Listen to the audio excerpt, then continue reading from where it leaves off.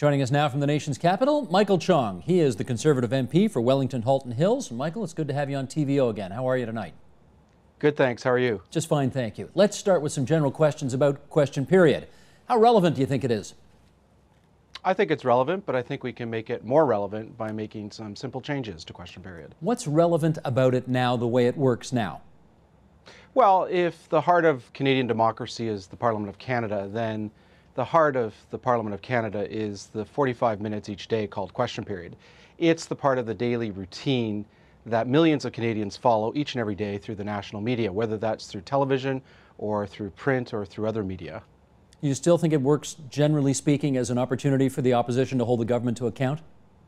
Well, I think it's not working so well, but it does obviously serve a purpose. But I think we can much improve it by making some very simple rule changes that would address two things. First, elevate the behavior, and secondly, make the issues that are being debated and discussed more relevant to Canadians. Let me follow up on that behavior angle. Did you notice a distinctive decline in decorum and behavior after cameras were introduced into the chamber?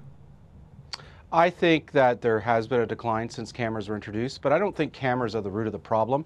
Many other legislatures, many other parliaments around the world, in Europe and in North America, have cameras in their legislature, and they don't have the same kind of problems that we do. I also don't think it's a problem with the current 308 members of parliament. I think the behavior is driven by the format, and I think that's the reason why the format needs to change. Okay, but people might also say we've had 3 consecutive minority governments, and that generally raises the temperature. How much would you want to attribute that to the problems you're discussing? Well, certainly that's been a contributing factor, and certainly the minority governments since 2004 have elevated the temperature in the House, but we had these problems well before that throughout the 1990s and early 2000s. So I don't think this is either unique to television or unique to minority parliaments, but I think both of those are contributing factors. I think fundamentally the problem is one with the format, and I think that's why we need to change the format. We are definitely going to get to format, trust me, but I still want to get to sort of how we got there. Media, how much of the blame for the way question period either works or doesn't do you want to put at the feet of the way the media cover question period itself? Well, I think that the media is just relaying what it sees in the House each and every day. And I certainly think people are playing to the television cameras, but you know, there again, I don't think the media is the problem here. I think what we've seen over the last 30 years is a slow but steady erosion of the behavior in the House. There's a number of contributing factors. You've mentioned minority parliaments, there's television, there's changes to the rules that have been made, there is a lack of role for backbench members of Parliament in question period, unlike what it used to be. I think all these things have come together and created a situation where it's no longer tenable and it's no longer acceptable to Canadians. In which case, Michael, as promised, as advertised, let's get to some of the solutions that you've put forward in your private member's motion that you did last April. First of all, you want to lengthen the amount of time that each person gets to ask and answer a question. What would be the value of doing that?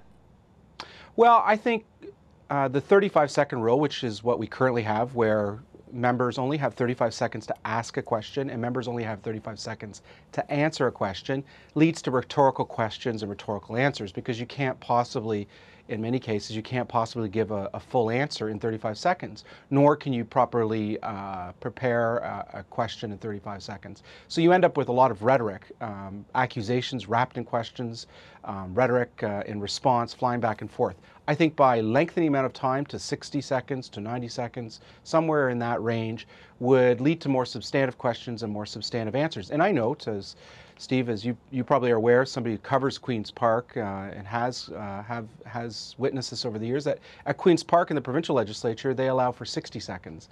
And I also note that what I'm really proposing here isn't mimicking what other parliaments do. It's really proposing to go back to past practice in the Canadian House of Commons. It wasn't that long ago in the 1980s when ministers and members of the opposition could pose a minute and a half long questions and could provide 90-second answers. So I'm proposing that we go back to that format because I think the present format just leads to a lot of rhetorically loaded questions and a lot of cheap political point scoring. Why did they shorten the time in the first place? Well, I think as a result of the 1993 election and also the 1997 election, when Canadians returned a parliament that was quite fractured. In 1993, as you will remember, the Bloc Québécois was the official opposition. The Reform Party was the second party in opposition, and you had the NDP and then the fourth party, the Progressive Conservatives. And as a result, there was an attempt to try to allow each of the parties, each of the four opposition parties, an appropriate amount of time in the House to ask and to have their questions answered. And as a result, they shortened the amount of time in order to try to cram more questions into that 45-minute period. Unfortunately, the unintended consequence was that we ended up with a lot less substantive of a question period. Gotcha. Okay, let's try one of the second ideas you've put forward, and that is you'd like to set aside half the questions during question period for randomly selected members. How would that work? Well, we could, it's up to the committee to decide exactly what it thinks is best, but what I'm proposing is something along the lines of what we do for private members' bills. Right now, there's a random lottery that selects members, 30 at a time, I believe it is, and their names are put on the order of precedence. Those members then have an opportunity to present private members' bills to the House of Commons. I'm proposing some sort of system like that for question period, whereby every 2 weeks the list would be replenished randomly by the Speaker, and those members would receive notice that they have questions, a question time slot in question period. I note that presently you cannot ask a question in question period as a backbench member of any party unless you receive the approval of your party. Now that's a change from past practice in Canada. It used to be the case that the first 2 or 3 rounds in question period went to the leaders of the parties or their designates. But then after that, members of the backbench could ask questions of the government. And so what you often saw in that era was that members would simultaneously get up in the House, try to catch the eye of the Speaker would recognize one of them, and one of them would pose their question. That all changed, and today in the Canadian House of Commons, a member cannot ask a question unless they receive the approval of their party, and in most cases the approval of their party House Leader and their party whip. So this would enhance the power of the backbenchers, the Speaker, and take it away from the whips and the party backroom people, and you think that would be positive? I absolutely do think it would be positive because it would allow members to better represent their constituents, and the issues in the House would be more reflective of the issues of concern to local members throughout the country. Okay, let's try another idea, the third idea. You would like to create, I guess, something like what they do in Great Britain, which is Prime Minister's questions. Right now, of course, in our House of Commons, the Prime Minister can be asked a question any day of the week, and he can either choose to answer it or not.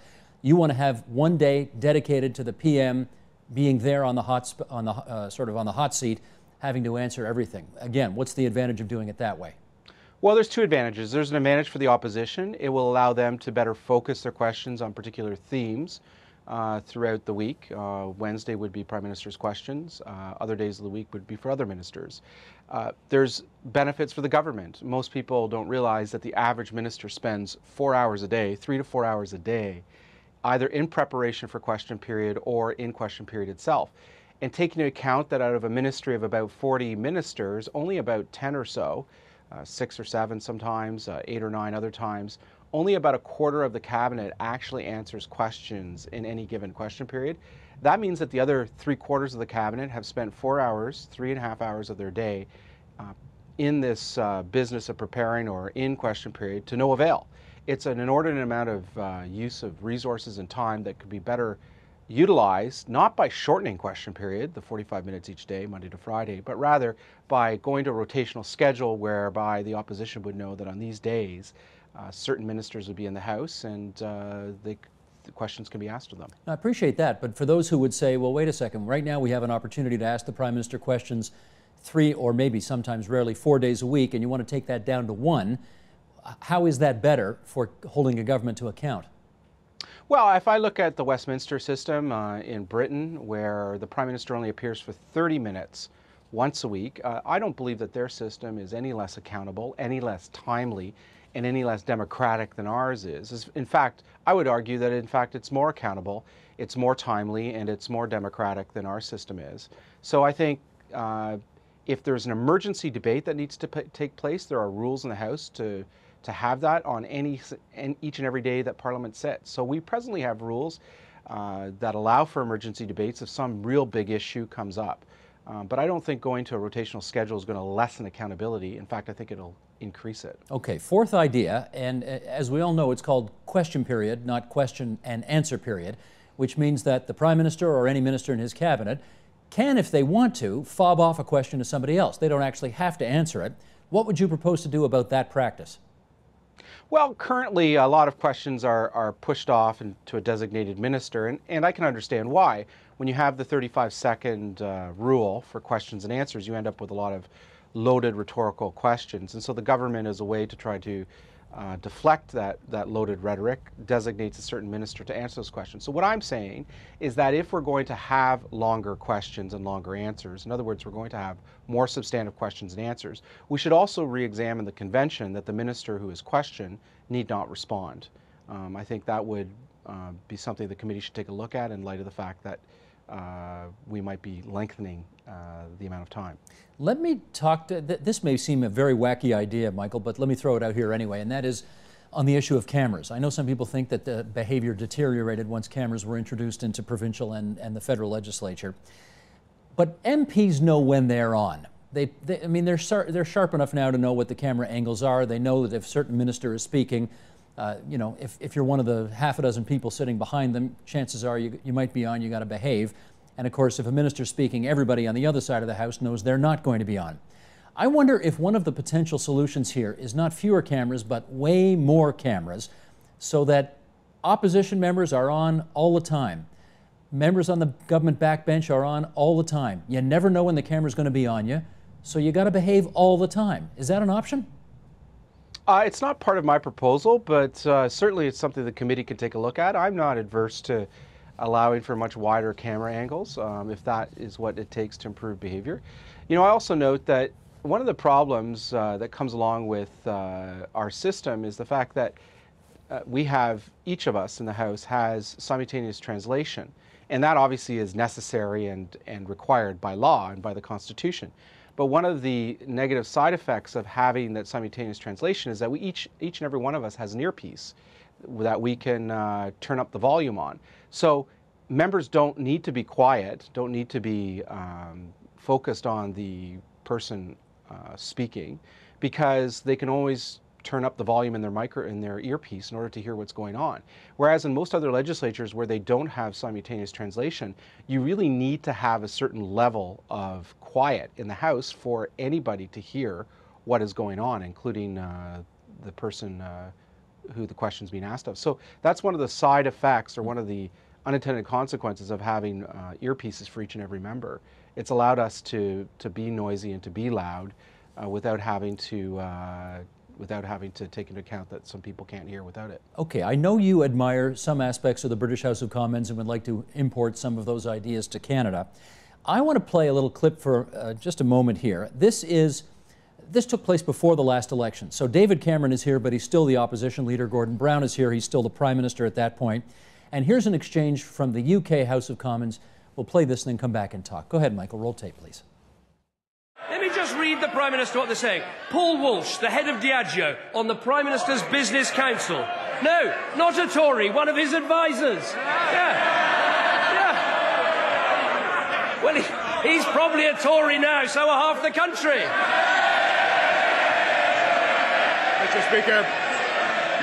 Mr. Speaker, it's the same old Conservative Party.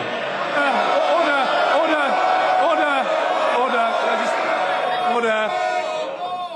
Members must calm themselves. There are several weeks to go. The Leader of the Opposition was heard, and the Prime Minister will now be heard. Prime Minister. Once again, he said nothing about the future. It's the same old Tories. Mr. Speaker, to think he was the future once. Mr. Speaker. Now, that's the British House of Commons with the British rules, and I see you smiling. Yeah. I mean, I guess the point by playing that clip is that they have rules there that you prefer, but there's still a ton of heckling. The Speaker's still got to get in there and break them up. There was still plenty of rowdiness on the back benches.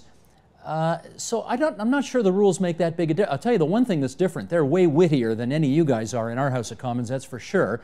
But really, can new rules really change what seems to be bred in the bone, and that is that politicians are preternaturally, it seems, designed to misbehave during that 45 to 60-minute period of the day?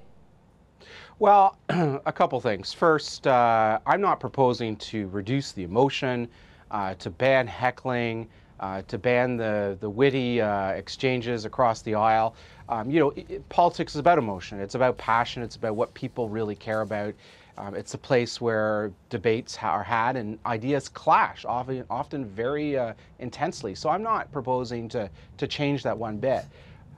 The other thing I'd say is that was the British Parliament just before the writ was dropped, a couple weeks before the writ was dropped, just before an election. So the level of emotion there was obviously elevated. And also I'd say is that the raw feed that we get from our House of Commons is often is worse than that, because what the staff of the House have told me in the Canadian House of Commons is that the feed that you receive as broadcasters is cleaned up, and all of the extraneous noise has been filtered out. They told me it actually gets beamed up to satellite, beamed back down, and it's cleaned up by technicians, so that the feed that Canadians see on their television has been significantly stripped of the surrounding din in the House. So that's the other thing I'd say. But that all being said, there are things that are going on in our House that are not going on in any other legislature. You just have to witness the points of order that take place almost invariably after each and every question period about insults that have been hurled back and forth and inappropriate remarks. So it's not just about the noise levels, it's also about the language, the accusations of people lying, the accusations, the insults and the character assassination that's taking place. These are all part of the issue that needs to be looked at. So it's just not simply the noise level, but that certainly is part of the problem as well. Gotcha. Michael Chong, it's good of you to join us on TVO tonight to talk about all this, and we'll follow your private member's motion with interest. Thanks so much. Thank you.